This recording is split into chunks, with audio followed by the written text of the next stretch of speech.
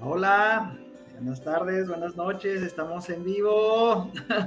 Hola María Luisa, Daniel, ¿cómo estás? hola audiencia de Casta Latina.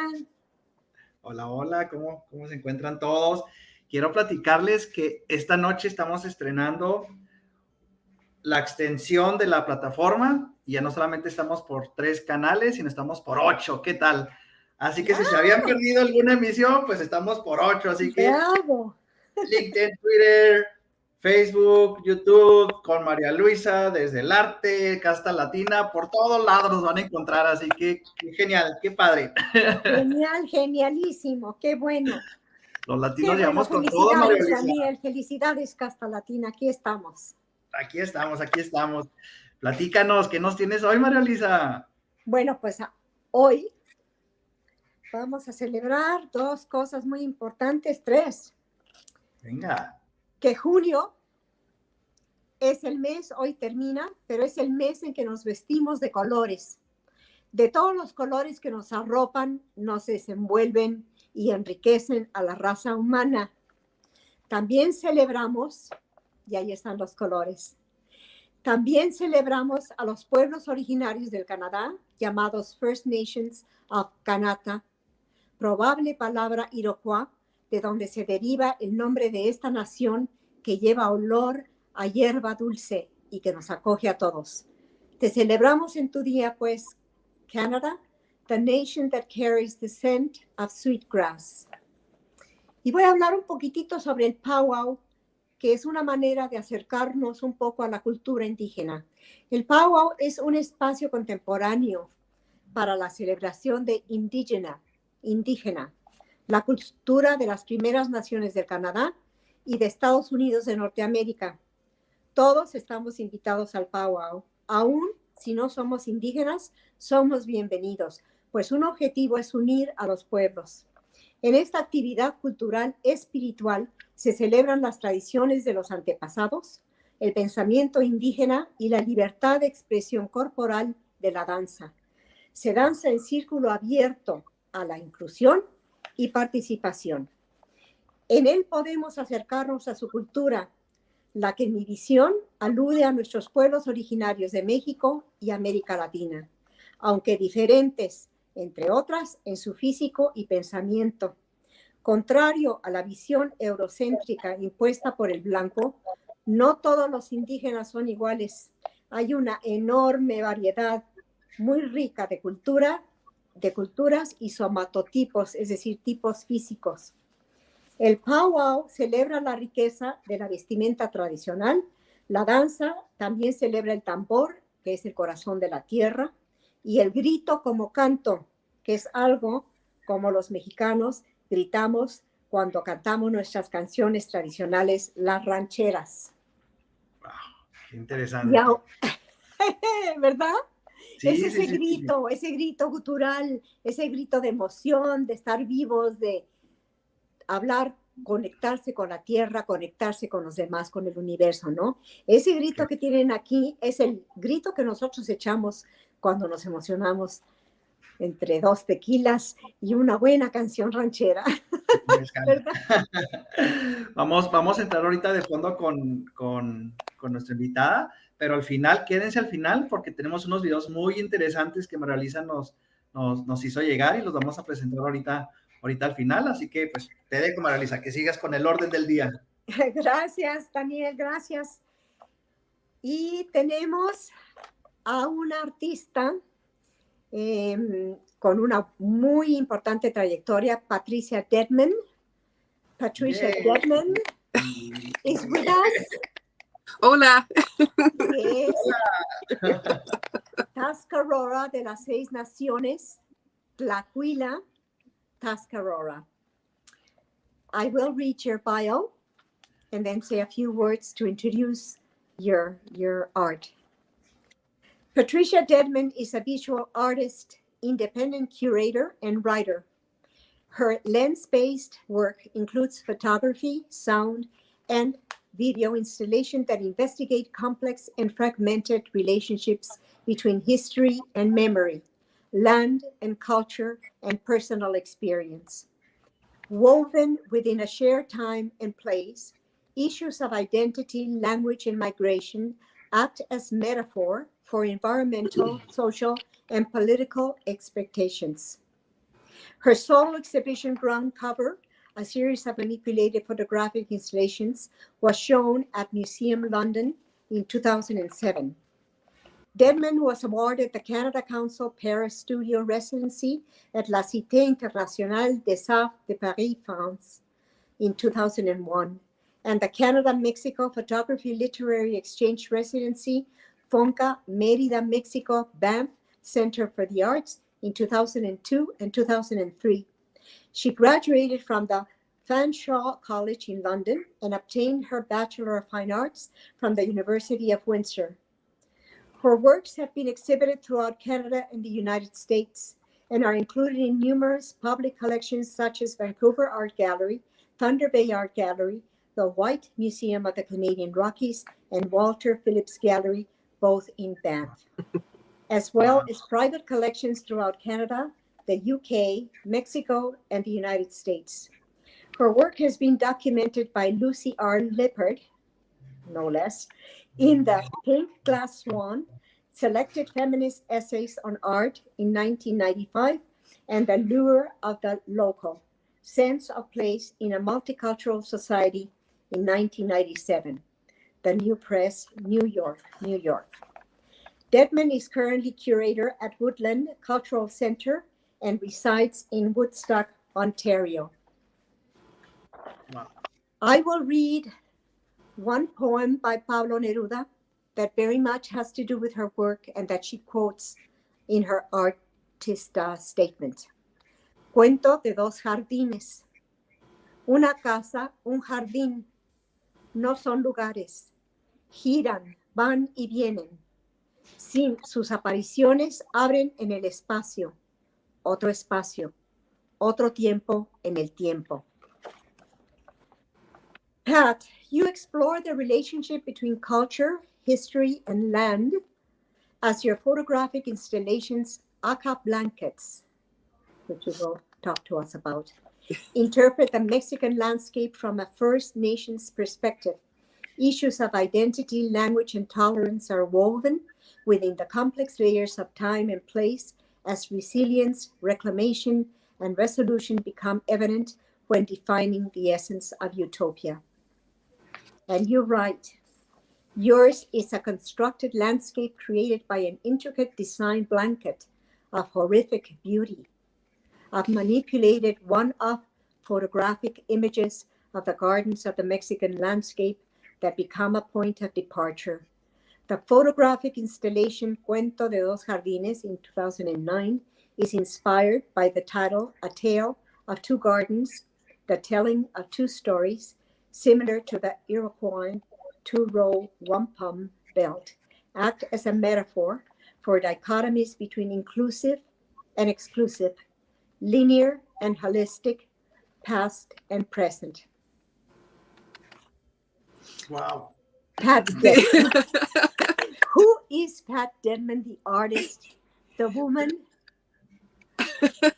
That's a good question, Maria. I'm still trying to figure that out.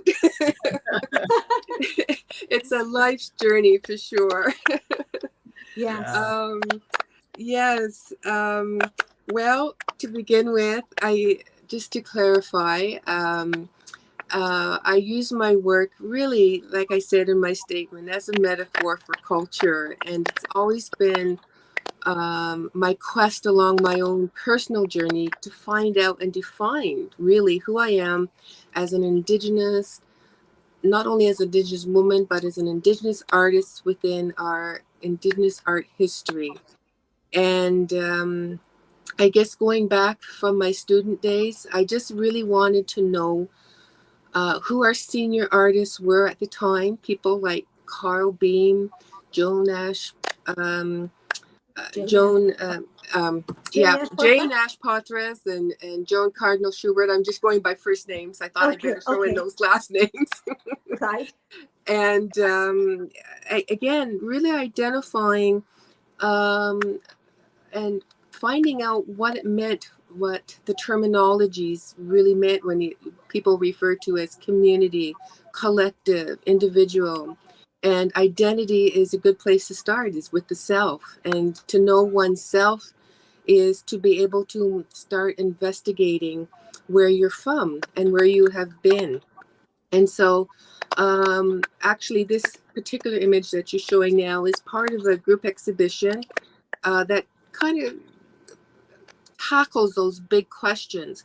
This is a work by another artist, but the exhibition is called Glowing Embers, Glowing Times, I believe, at the Kitchener-Waterloo Art Gallery. So it's a contemporary Indigenous art exhibition that is now on, and you can Google their website and go and take a peek. For me, it's about looking at how we use language, how that is so much a part of who we are. Growing up without my language, it's been difficult to be able to understand those very foundations and to be able to make those connections to these different relationships. And for me, it was about how do I enter that narrative. And so the powwow for me was my entry point. And so as a photographer, I went and took pictures. I sat on the ground. I felt the vibrations in the ground. I felt the music. I heard the rhythms. And I made those connections because I think people forget we have our ancestors' blood in us. And that's who defines us. And so when you sit on the ground, you make these physical, tactile connections. And for me, it's all about process, the experience, and the senses. What we smell, what we feel, what we hear, and how do we interpret the intangible has always been a mystery. And that's been the fun part for me. And so I had to find a way of how to do that. And so at the time I didn't have a studio, but I had a lot of these photographs.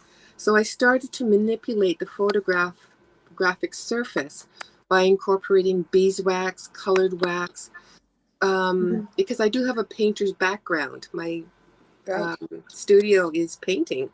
Yes. And so my work is very abstract and very rhythmic. And I did this entire series based on the powwow, but at the same time, it still didn't resonate with me because I'm not a dancer.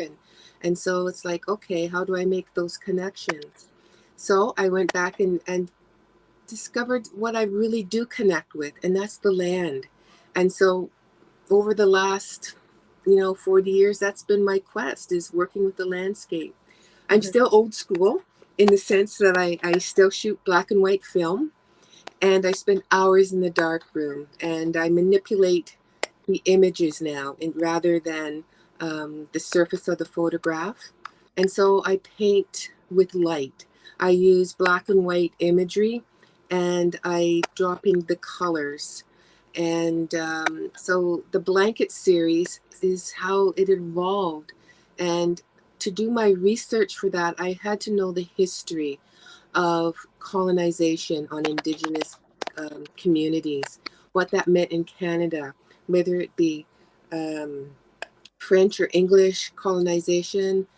Indigenous cultures have been colonized. And so when I went to Mexico to see, how Indigenous people were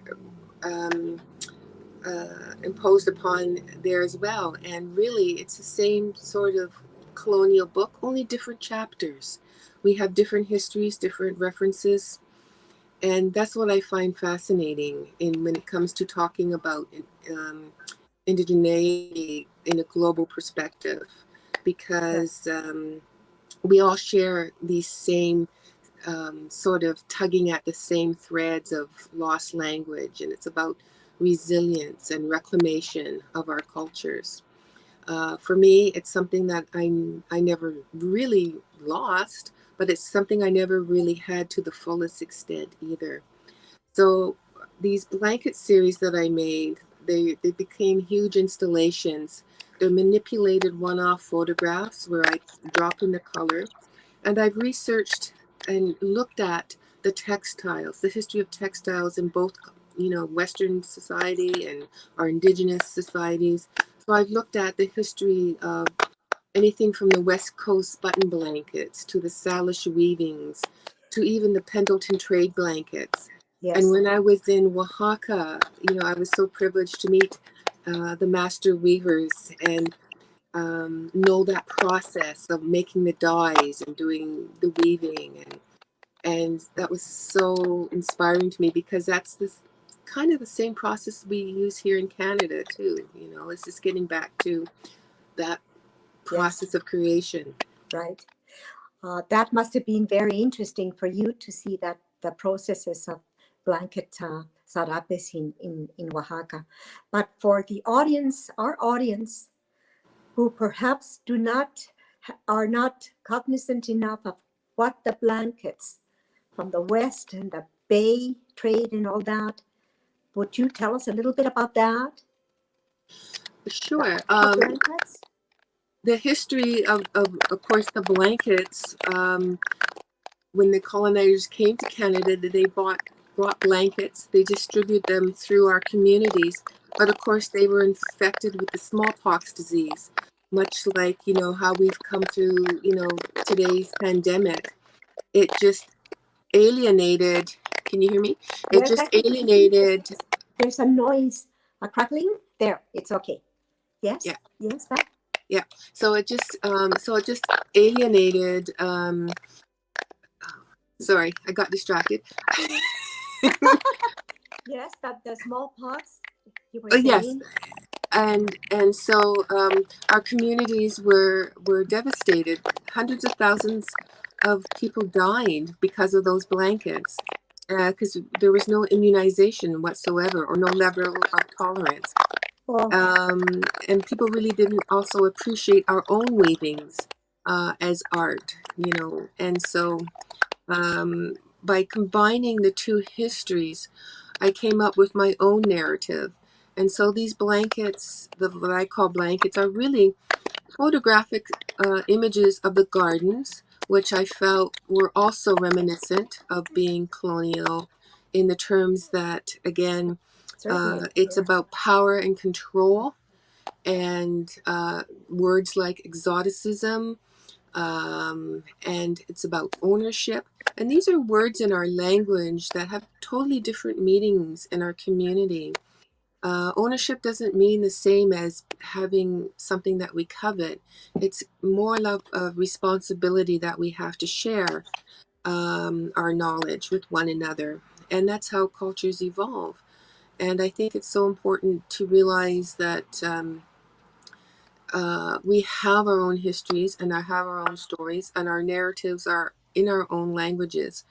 So making reference to these blankets and these imageries, the symbols, the just become, like I say, like a metaphor for me, because it's about representation and how we interpret that and how we fit in that whole dialogue of being inclusive.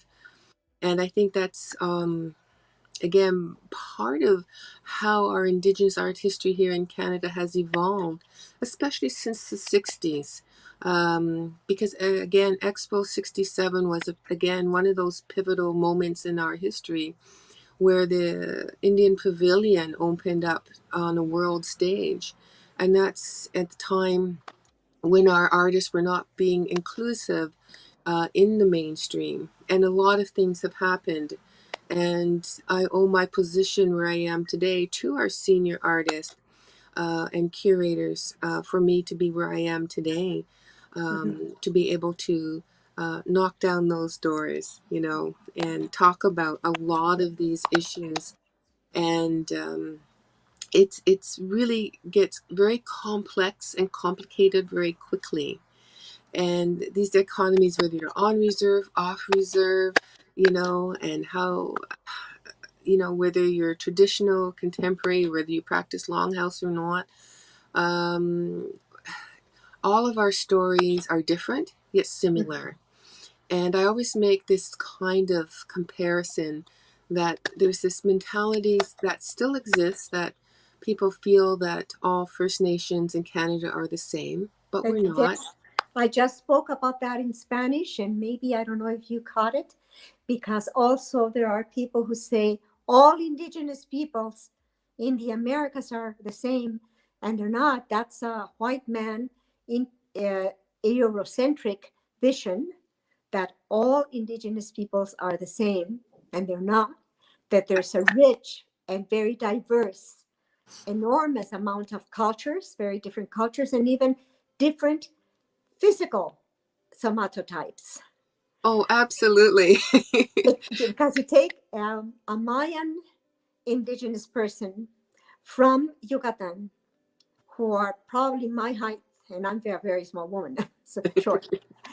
And somebody like you, as you know, there's a big difference. There's a difference in the color of the skin, in the features. But this Eurocentric vision that sees everything the same, because it's always easier for them to categorize. And they do the same thing with Spanish-speaking peoples. They lump us into terms that englobe everybody, but they leave some people out. And they feel that we're all the same, and we're not. We are a mosaic of cultures, like you people are. This is why I often talk about I don't know when it was, but I think it was in the 70s when they were attempting to define Indigenous peoples, and you all in Canada got together, I guess, and discussed this, and they arrived to Indigena because it was only place that defined you as a group other than the Europeans. Mm-hmm. Right? Is that correct? That's correct, yes. Yeah, I always kind of make this equation that if you assume that, then you must assume then and accept that all European art is the same. Hence, there's no difference between French Impressionism, German Expressionism, Russian Constructivism, because it all is situated within place, within culture, within a specific worldview. And within our coming back home to Woodland and the Haudenosaunee cultures, we have a very specific creation story, and it varies very much differently from the Anishinaabe in the north, from the Cree in the plains, and the West Coast cultures. West Coast have longhouses, but they're totally different from our longhouses. And so I think coming back home, so to speak, for me, is to really start to really get a firm understanding of those foundations. So when we do the Thanksgiving address, we do our acknowledgments accordingly. And that's what ties us all together. And I find many young artists as well taking that journey, Right. Yes. Sorry, there's a lot of feedback. Okay. Yes. There's still a bit of a crackling sound. I don't know where it comes from. But yeah. Anyway, it's Right. sorry. Yes.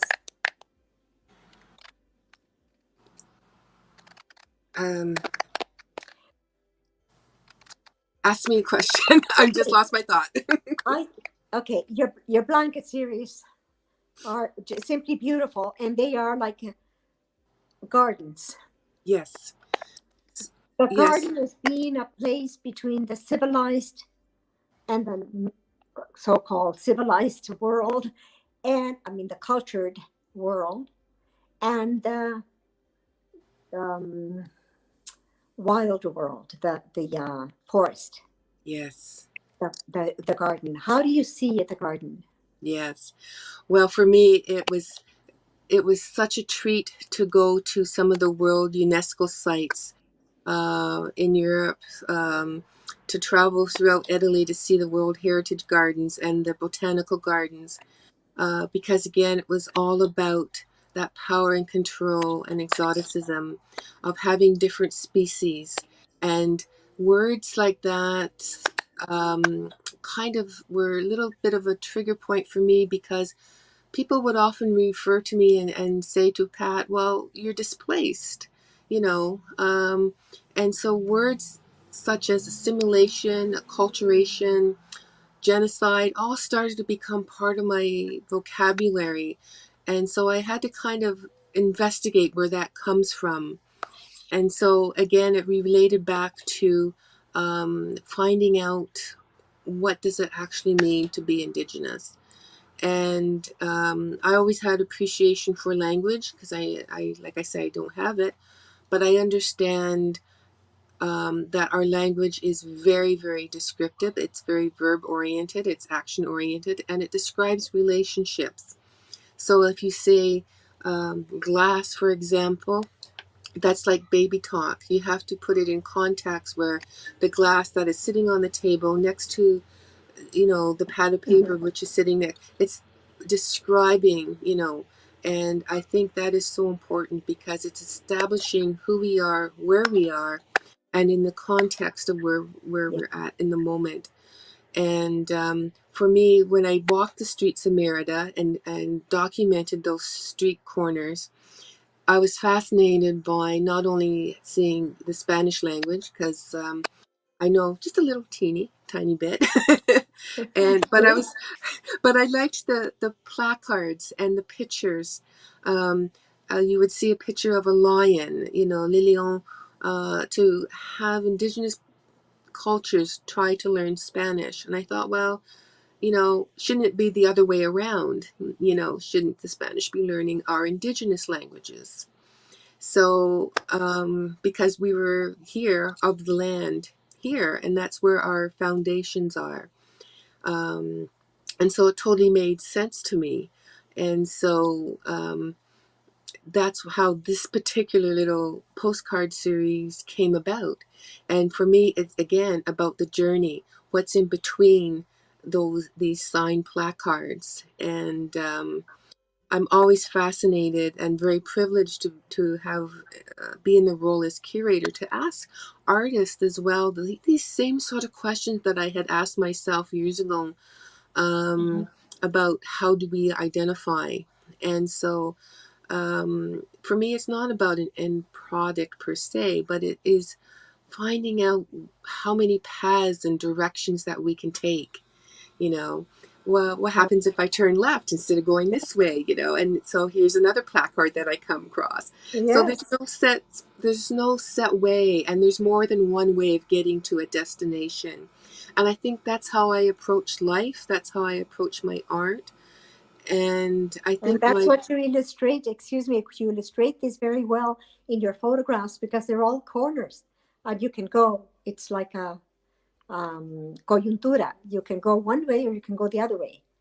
Yeah.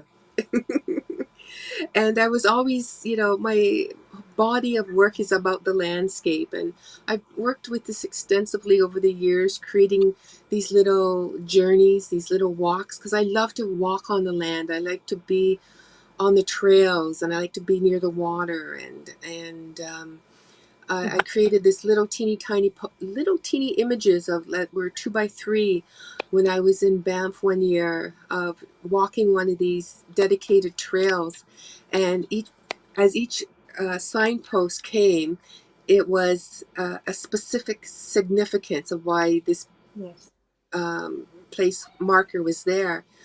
And I thought, well, who chose that? Why is that? You know, who was the authority to say that? You're right.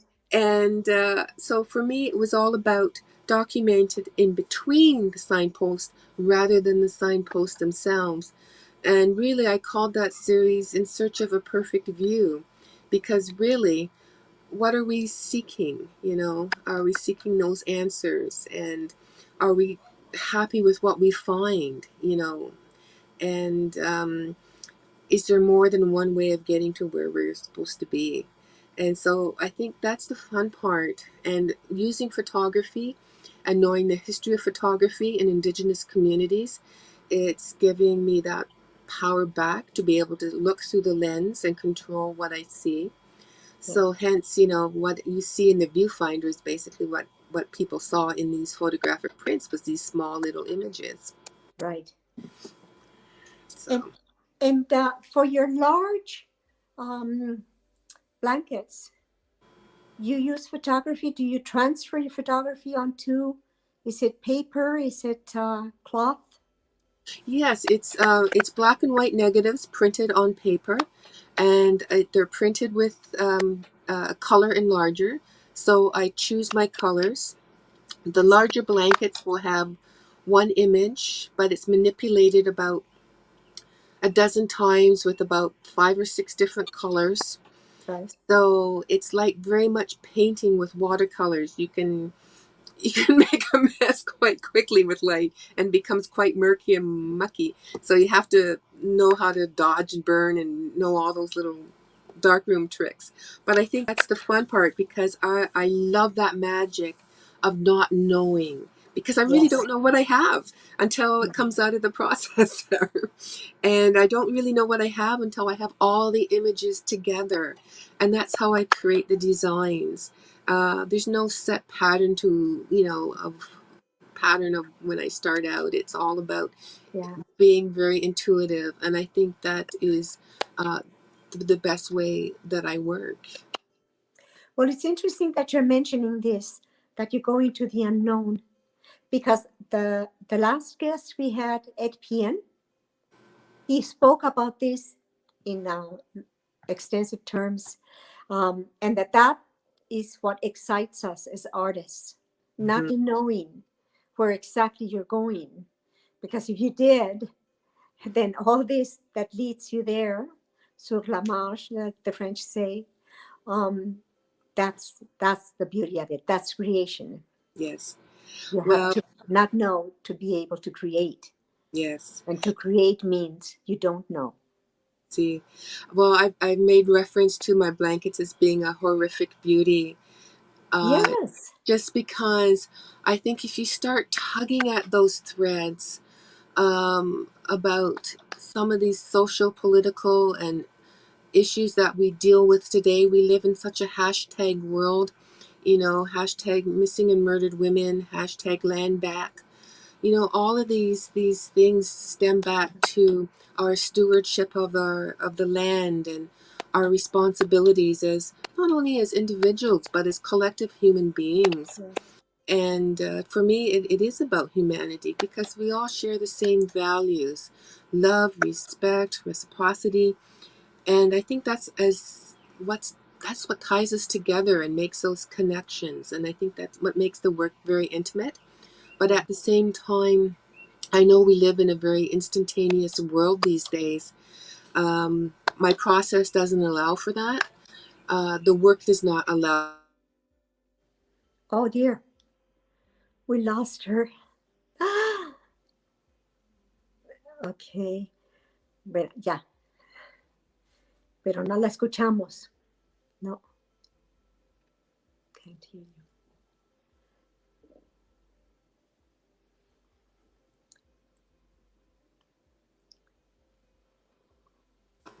Is that better? Yes, it is. Okay, you're back. Okay. Oh no. What did you miss? We missed just a little bit from when you were talking about, I can't remember the exact words, but as collective individuals, and that we share the same values, Yes. respect and all that, and it makes it intimate, but at the same time, you want to go into the exterior, the ample vision. Yeah, pretty much that's about it. I mean, I just think it's, that's the beauty of it, of how much you really want to take away and absorb and, apply your own history to those same sort of thoughts, you know. Yes. And the form, like your large blankets with color, they have a definite patterns, very definite patterns, and it looks like a lace on top above the on top of the super juxtaposed with the coloration and sometimes the stripes. That lace-like design or pattern, is that your creation? Is that a photography? The patterning itself of the trees creates that imagery. And so it's just a matter of what time of year I'm actually filming as well. So in the springtime, I love those stark contrasts of the bare branches, because it becomes very graphic, as opposed to shooting in the summer. But I love shooting in the summer because you get such a high contrast in light. And that's what enables me to manipulate the images a little bit more clearly as well. But I have this extensive library of images, and I will combine, from different places. So the imagery that I use from Paris might be combined with those that I shot in Mexico, because again, the reference to the tale of two gardens is really about, again, displacement. It's about my own DNA history, in the sense that the bougainvillea is found everywhere. So again, we're talking about migration, we're talking about displacement, we're talking about,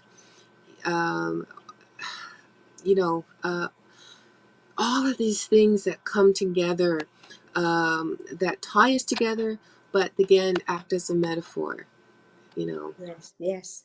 It's a beautifully put. You put it in very beautiful terms. Tell us a bit about your Yukon experience. Oh, that was so much fun. Which is when I met you. No, we met in Oaxaca. Yes. Prior to that project, but then we actually made closer friends, I believe, in the Yukon. I don't know why I feel that. But the work that you did there, you did some beautiful photography of the land. Yes, again, being out on the land, and for me, that was as far as north as I have been as well. And so it was really wonderful to be under the open sky where you could actually see the Milky Way and the stars. And I believe it was autumn, and so the trees were changing. Yes. And so you got the beautiful, brilliant yellows, very spectacular. And seeing grizzly, I know. Yes. And we made a little side trip to Skagway, so we went into the inlet and just saw literally hundreds of bald eagles, along the river. Wow. And again, it was just an amazing experience because, again, you're in a different place, but again, we have so much connection to place and history. Because again, you take a look at how that colonial wave across Canada evolved over the years to that Yukon gold rush of the late 1800s, and what it took to get there. People don't realize our highways and that were all followed by Indian trails that were long established because we had free trade. Like I say, long before NAFTA. Long before, of course. Do you have maps of those roads? Are there drawings, maps, or some documents on those roads? Yes, there's documentations, and the National Archives has access to those as well. We do have some in our own communities of the old Indian trails. And again, a lot of the highways and systems, even around De Toronto, is based on those trails because you're on our land. We are, for sure. Do the land acknowledgements have they helped? I know they have enriched my vision, my information on Indigenous. Yes. Because now I know the different peoples that were here or there, or Mm-hmm. But have they helped? I think to some degree they have. There's pros and cons to land acknowledgements in our community, because again, it's really wonderful to acknowledge that history, and to acknowledge, the wampum belts, because our wampum belts are treaties. They're oral history in beautiful beadwork that takes months to create, because the beads themselves are made from the quahog shells that have to be strung together with sinew from the deer. And so how do you get the deer? It becomes a big process. And for me, again, as a visual artist, I am about process. And it's like, where do you get the shells? Where do you get the beads? How do you get there? How do you do? It becomes a huge Monty Python skit, Yes, really. yes, But I yes. think it's being able to understand those histories and those treaties and what they actually mean. With Six Nations, we're influenced by the Haldeman Treaty. And again, we were supposed to be granted 6 miles on either sides of the river. Oh, you're gone again.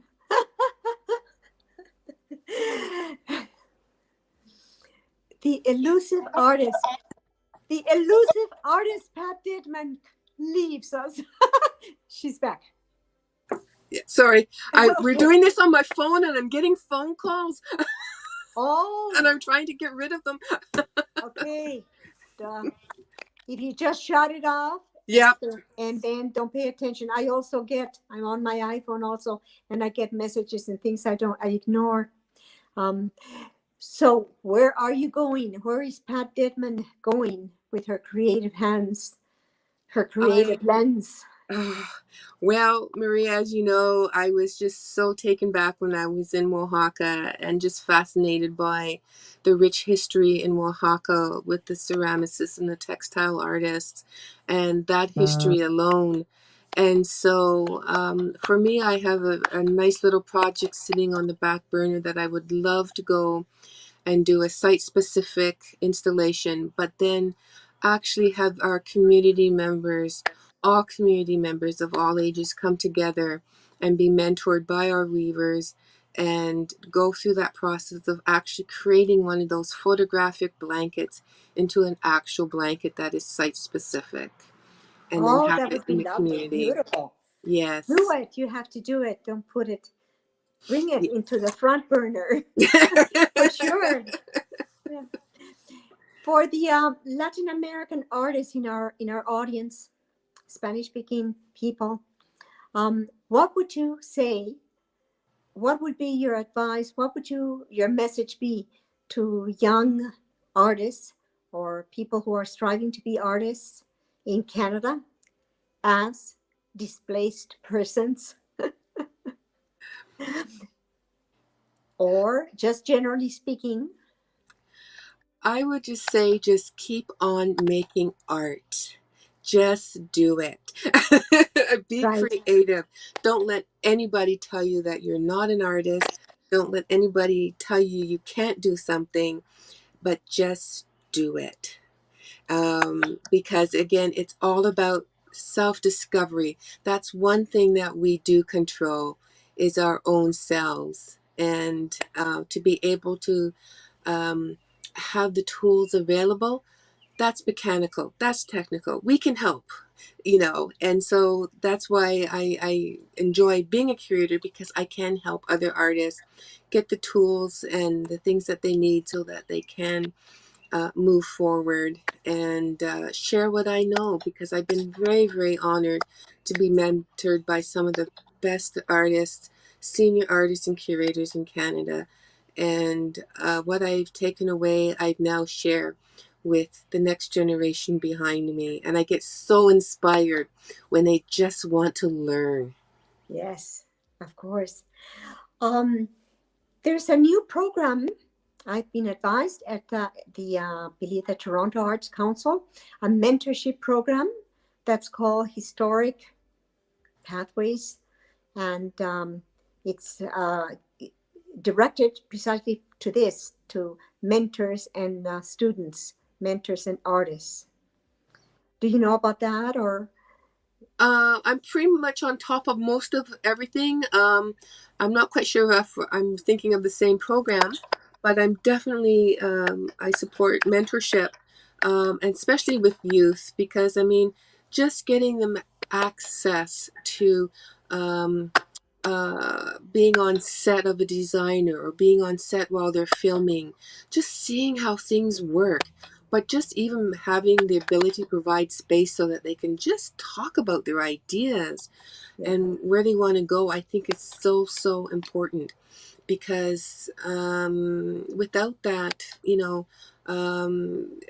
that energy goes elsewhere. Yes, of course, very true. Mm-hmm. Very true. And Pat, is there what are the problems of working so large? In my own work, Yes. the fact that I don't have proper studio space right at the moment to be able to spend time with my own art. And so I get very thrilled when I get to see a work on exhibition, because then that's when time I get to spend some time with it, because I've only dealt with it in the creative process of in sections, and to see it in its entirety I think is so important, because that's how I look at things, that's how I view things. And I really think that is being one of my strengths, is being able to stand back and look at the larger picture, but also be able to appreciate the nuances of that. And just to make that analogy of being able to see the forest, but we always cannot be so concentrated on the trees. But I love that ground cover. Oh, for sure. How large is that particular work that we just saw? It's about, I would horizontal. Yes, it's about 6 feet by about 13 feet. Wow. The image itself is about 15 to I can't remember off the top of my head. It is quite large. It's over close to 14 feet in height. Each panel would be about approximately 24 by 20 inches. And so that particular one in the far vaulted ceiling has about 25 images put together to make this blanket that's very reminiscent, that is very, very humanistic, very womanly, if you kind of imagine that those pink oval shapes. But the image itself is just a little bubbling stream with little flowers along the side. And for me, it's making, again, those commentaries about how we treat our land. And this was shot in BC, along one of the trails. And again, looking at things historically, how the colonizers went west and journeyed into our lands, and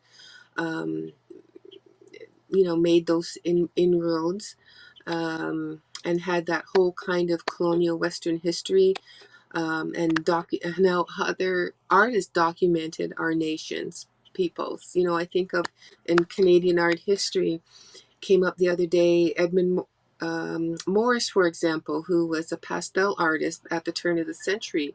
He went back into our communities and did portraits of many of our chiefs in the prairies. Actually, the Saskatchewan Legislative Building has about 15 or so of his works. But then again, at the same time, on the flip side of that, where is the installations of the Indigenous work being represented in that House of Legislation? Exactly. When you walk into the threshold at AGO or one of our large museums, are you represented? Do you feel represented, Pat? No. We have made many inroads over the last 10 years or so, but still it's not at the full extent by any means. And I applaud our young curators, our historians who are now in positions, who represent Indigenous communities at the Canadian Museum Association, the Ontario Museum Associations, can make change to institutions and how their collections and exhibitions and programmings are reviewed. And being over the last 20 years, 30 years, I've been involved in many first-time projects that were to include Indigenous programming. And at the time, things were well received, but there has to be sustainability and continuity to this to be able to have any regular kind of relationship with our communities. Definitely. Are any of these beautiful blanket series, any of them at the National Gallery of Canada? No. No. No. How come? I don't know. I ask. I would like to see it there. Can we see any of them at any of our museums? Yes, like I say, the two-row, the Jardin piece is right now is at the Kitchener-Waterloo Art Gallery, and the first image that you shown is of another artist. That is, so if you go on and click onto Akimbo, or the Kitchener-Waterloo Art Gallery site, my colleague Lisa Myers curated this exhibition in honor of Mike MacDonald, who is one of our senior artists in Canada, who's opened the doors for media. He was known for his video work, his soundscapes, but he was also very much part of planting gardens across Canada in our communities. And so using Indigenous plants to the region that were specific, he was very much attuned to that. He was a Mi'kmaq artist who is now passed, but his work is so relevant today as it was 20 years ago. Right. Do you have a garden? Yeah, sort of. Do you have special Indigenous plants in your garden? Yes, I try. But growing up, my parents, I live in a fairly large lot, and our entire backyard, when I was very young as a child, was all garden. My father planted anything and everything, from potatoes to corn to all the veggies, and up front he had all the flowers. And so as I grew older and they got older and the garden got a little smaller, but I still have a patch of land in the backyard that is still part of that original garden that I try to tend to with Indigenous plants. So, well, I'm glad to hear that, because the next time that you come, I hope it's like soon, and we can share a powwow. We haven't done that for a while.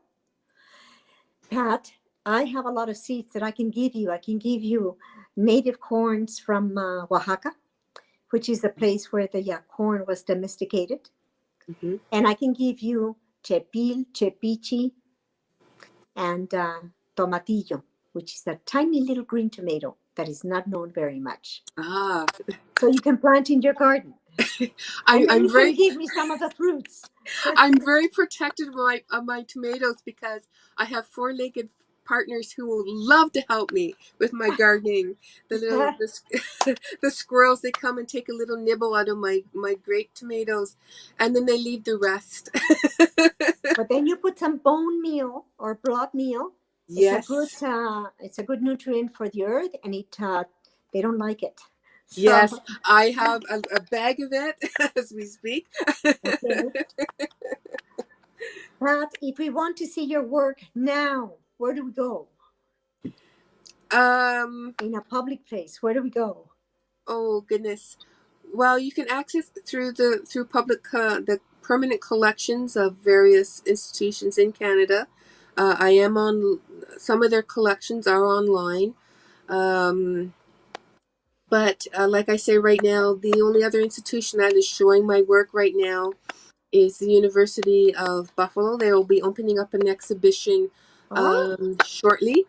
Again, curated by a wonderful, brilliant woman by the name of Jolene Ricard, who's Tuscarora, who is associated with the university. and again, another photographer. Okay.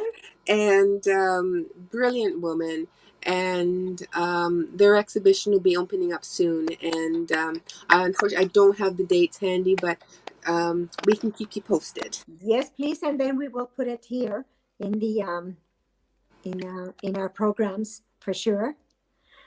And Pat, would you like to say something to us before we leave? And we'll close here with your talk of your garden. Well, gracias, Maria, for thinking of me. And it's Gracias just so a ti. it's just so hard to sum up a life story in a few moments. And It is. and It but is. I hope the little tidbits inspire people, and we'll be able to make those connections, and hopefully we'll be able to have a show where we can talk about so much of these common threads that we all share in North America and beyond, because really I'm just so inspired, and seeing Indigenous cultures being represented at now, the Grand Biennales, Venice Biennales, and Sydney, and on the world stage. But I think it has to be grounded, and I think in order to do that, that's where our grassroots community excel, because we carry so much knowledge and so much wisdom that we feed off of one another, and it's just so inspiring, and it's such a time to celebrate, amidst all the horrible news that arises, and through past histories. We can't change the past, but we sure can change the future. That's for sure. If we recognize and acknowledge that past, so that we can sanación, heal, and then move forward, for sure. Yes. Pat, it's been a real honor to have you and your beautiful aca blankets. They are so beautiful, and I hope that we can soon, before the summer's over, I don't know what to do, to take a group of Latin American artists to an exhibition of your huge pieces of Pat DEADMAN. Well, if you can't do that, by all means, come to Woodland. We're celebrating our 50th anniversary. Just a little plug here for Woodland. And Send us an invitation.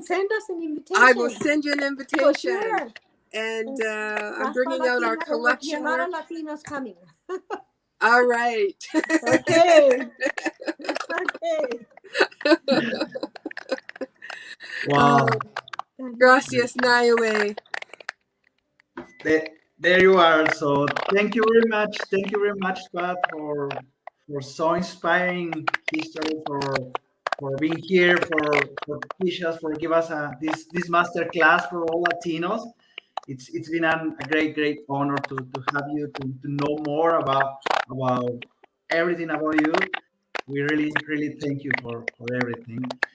We just have one comment here for the public saying, Indigenous art has always shown an important message to the history for everyone. I love Indigenous art. So that's the importance, to be everybody united. It doesn't matter if you're Latino, it doesn't matter if you're Canadian, it doesn't matter your skin color. I mean, we're here to live in a great world. We're here united and recognizing everybody's art. So thank you very much.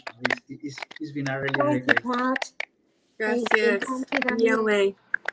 Thank you, everybody. Thank you. I'm gonna use as a last step. I'm just gonna show one video that Marolisa has recorded for.